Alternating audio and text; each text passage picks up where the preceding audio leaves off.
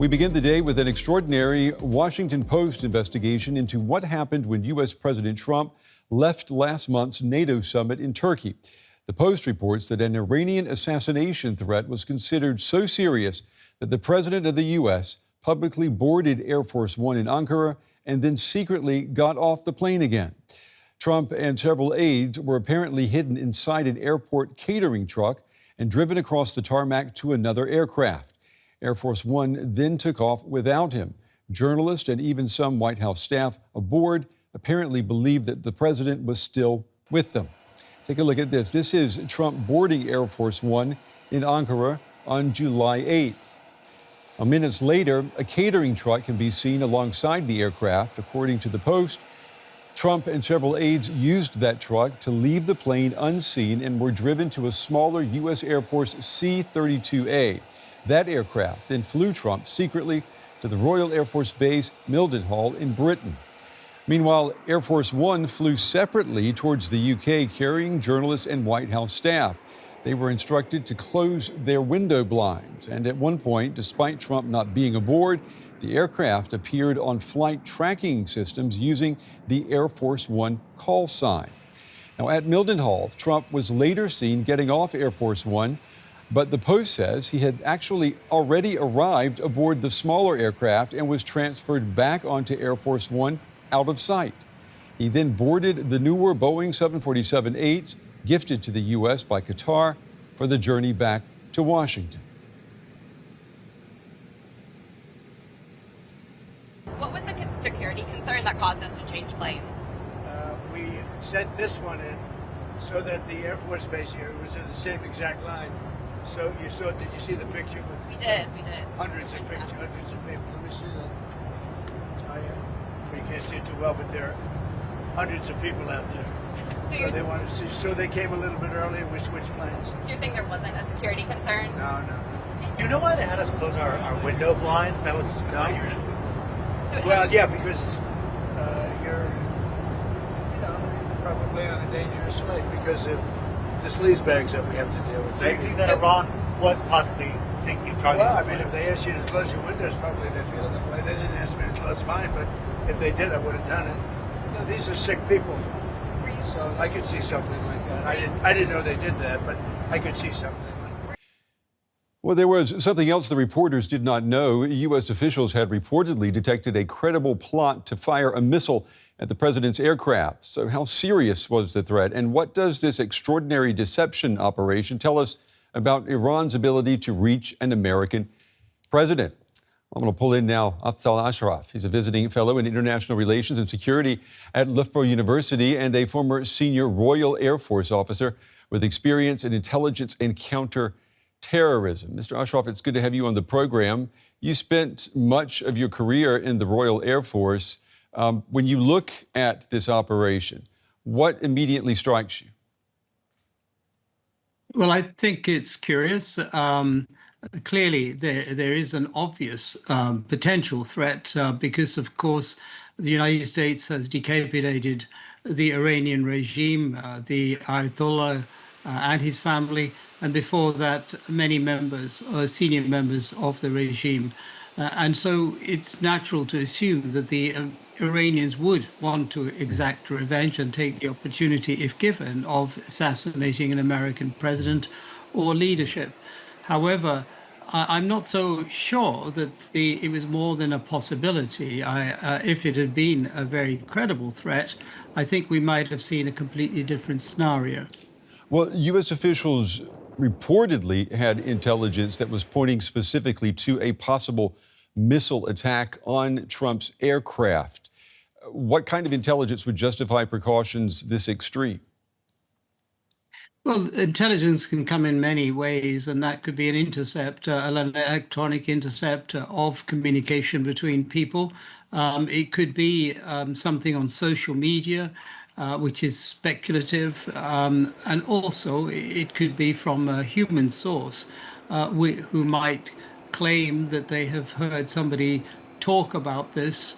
But if it be more than just possibly a speculative sort of intelligence, I think there would have been other measures in place.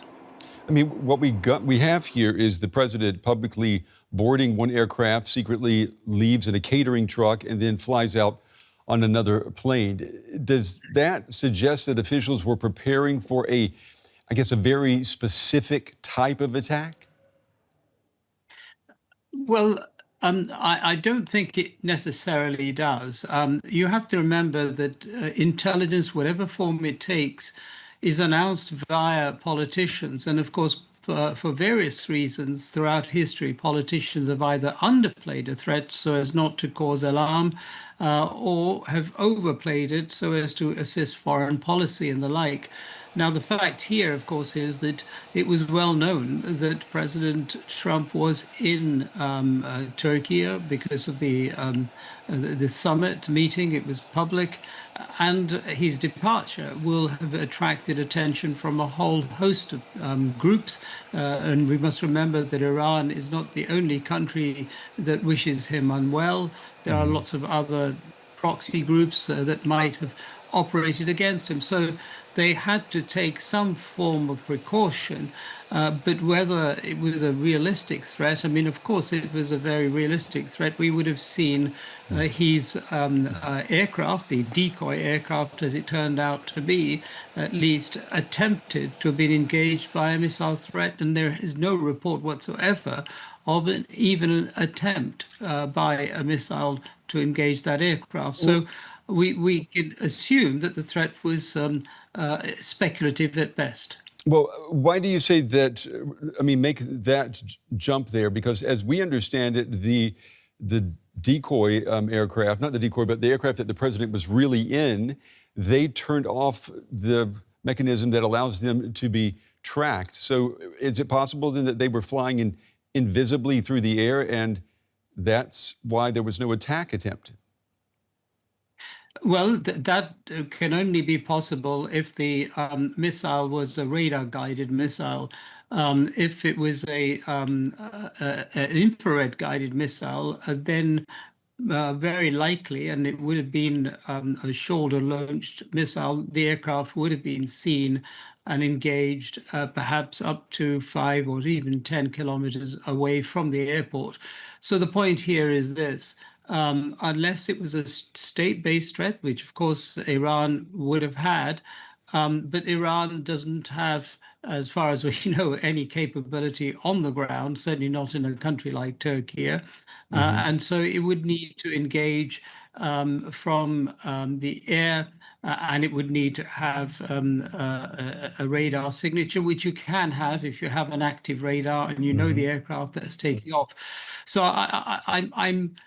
you'll have to excuse me. I do understand the official version that you have, and I'm not denying that there was some form of a threat. What I'm trying to do is to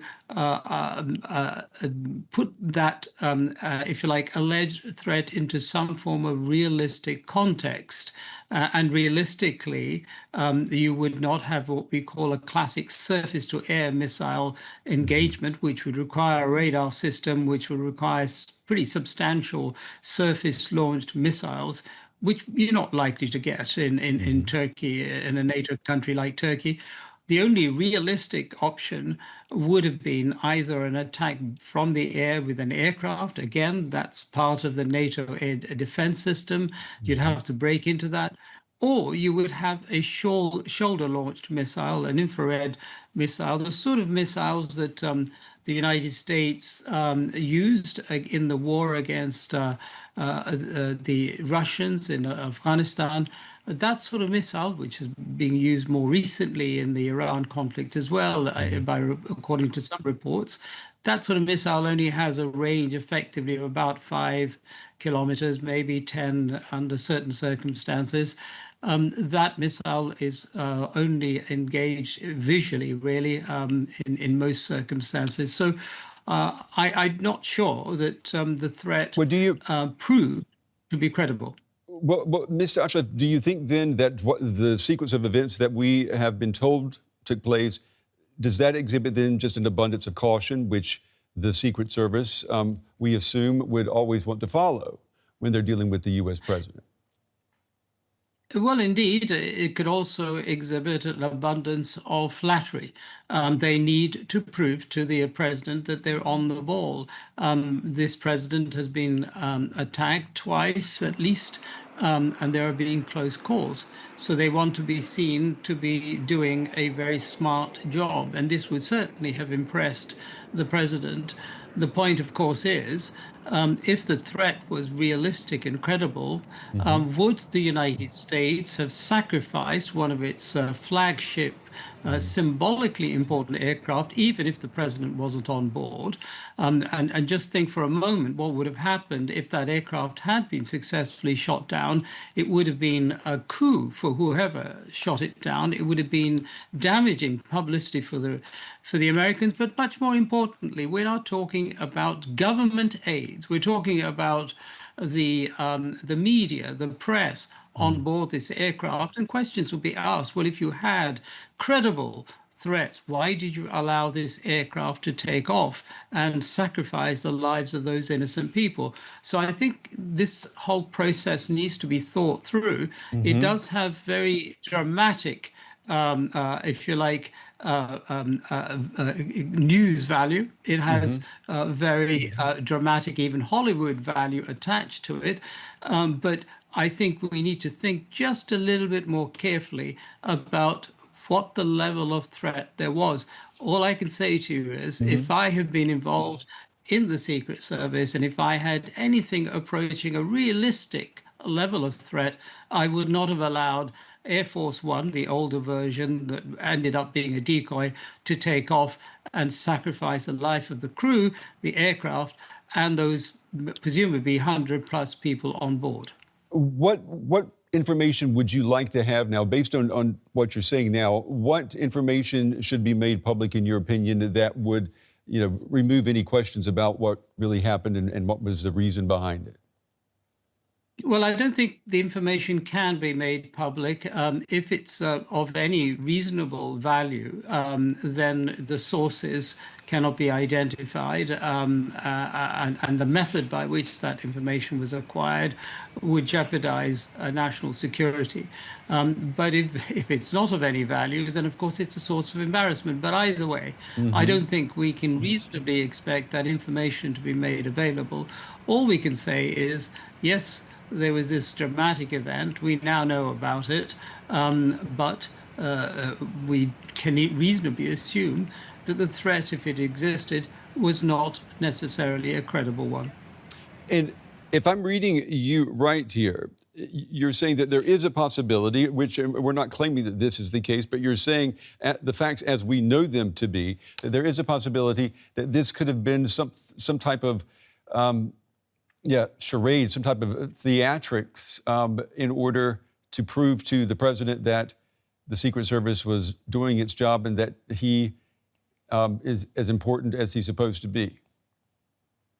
Well, I wouldn't use the words that you're using. I think the fact is, as I said at the outset, there is and always will be a credible threat to the president, particularly from Iran, having had its leadership and the family of its leadership and many other senior officials assassinated by the American government or through the connivance of the American government.